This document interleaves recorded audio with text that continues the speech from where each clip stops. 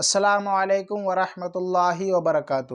ناظرین اکرام، آج ہم آپ کو اس ویڈیو میں حکایت سنائیں گے کہ بنی اسرائیل میں ایک نہایت فاجر و فاسق انسان تھا جو اپنے برے کاموں سے کبھی باز نہ آتا۔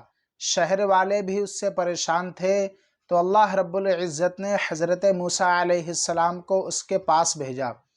تو ساری باتیں پھر کیا ہوئیں، آگے کیا ہوا، آپ اس ویڈیو کو اینڈ تک ضرور دیکھیں۔ چلیے دوستو، وقت کو ضائع نہ کرتے ہوئے ویڈیو کو شروع کرتے ہیں۔ اب آپ غور سے سنیں۔ بنی اسرائیل میں ایک نہایت فاجر و فاسق انسان تھا جو اپنے برے کاموں سے کبھی باز نہ آتا تھا۔ تو شہر والے اس کی بدکاریوں سے محفوظ ہونے کی دعا مانگنے لگے، تو اللہ رب العزت نے حضرت موسیٰ علیہ السلام کی طرف وحی کی کہ بنی اسرائیل کے فلاں شہر میں ایک بدکار جوان رہتا ہے، اسے شہر سے نکال دیجئے تاکہ اس کی بدکاریوں کی وجہ سے سارے شہر پر آگ نہ برسے۔ اللہ اکبر۔ تو حضرت موسیٰ علیہ السلام وہاں تشریف لے گئے اور اس بدکار کو اس بستی سے نکال دیا۔ پھر اللہ رب العزت کا حکم ہوا، اے موسیٰ، اسے اس بستی سے بھی نکال دیا جائے۔ تو حضرت موسیٰ علیہ السلام نے اسے اس بستی سے بھی نکال دیا۔ اس نے ایسے غار یعنی گفا پر ٹھکانہ بنایا، نہ وہاں پر کوئی انسان نہیں تھا، نہ کسی چرند پرند کا گزر تھا، آس پاس کوئی آبادی نہیں تھی، یعنی کوئی بستی وغیرہ، کوئی لوگ، مطلب وہ بالکل ہی تنہائی ایک جنگل ویرانی جگہ میں انہوں نے اپنا ٹھکانہ بنایا، اور وہاں پر دور دور تک ہریالی کا نشان نہیں تھا، یعنی دور دور تک نشان نہیں تھا ہریالی کا۔ تو اس غار میں آ کر وہ جوان بیمار ہو گیا اور اس کی دیکھ ریکھ کے لیے کوئی شخص بھی نہیں تھا۔ تو اس غار میں آ کر وہ انسان بیمار ہو گیا اور اس کی دیکھ ریکھ کے لیے کوئی شخص وہاں پر موجود بھی نہیں تھا، یعنی اس کے قریب میں نہیں تھا جو اس کی دیکھ ریکھ کر سکے، جو اس کا خیال رکھتا، اس کی خدمت کرتا، کوئی نہیں تھا۔ تو وہ کمزوری سے زمین پر گر پڑا اور کہنے لگا، کاش میری ماں میرے قریب میرے پاس موجود ہوتی تو وہ مجھ پر مہربانی کرتی اور میری اس بے کسی اور بے بسی پر روتی۔ اگر میرا باپ میرے پاس موجود ہوتا تو میری دیکھ ریکھ کرتا،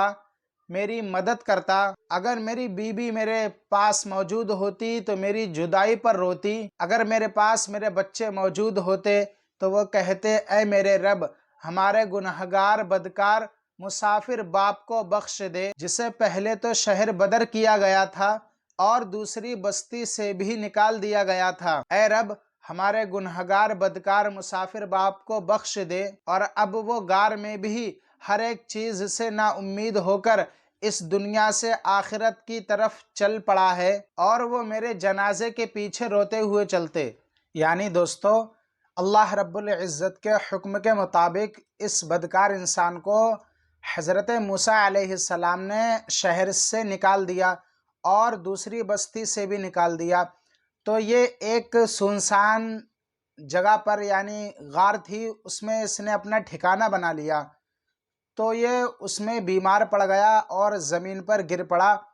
تو یہ سوچ رہا تھا، کاش میرا باپ ہوتا، میرے ماں باپ، میرے بال بچے ہوتے تو وہ میری جدائی پر روتے، میرے بچے ہوتے تو وہ میرے لیے دعائے مغفرت کرتے۔ یعنی یہ شخص کہہ رہا ہے، اگر میرے پاس میرے بچے ہوتے۔ تو وہ نوجوان کہنے لگا، اے میرے پروردگار، تو نے میرے ماں باپ، بیوی بچوں سے دور کیا ہے، مگر اپنے فضل و کرم سے دور نہ کرنا۔ تو نے میرا دل عزیزوں کی جدائی میں رلایا ہے، اب میرے سراپا کو میرے گناہوں کے وجہ سے جہنم کی آگ میں نہ جلانا۔ تو اسی وقت اللہ رب العزت نے ایک فرشتہ اس کے باپ کی شکل میں اس کے پاس بھیجا، اور ایک حور کو اس کی ماں بنا کر، اور ایک حور کو اس کی بیوی بنا کر، اور جنت کے خادموں کو اس کے بچوں کے روپ میں بھیج دیا اس کے قریب میں۔ تو یہ سب اس کے قریب میں جا کر بیٹھ گئے اور اس کی تکلیف پر افسوس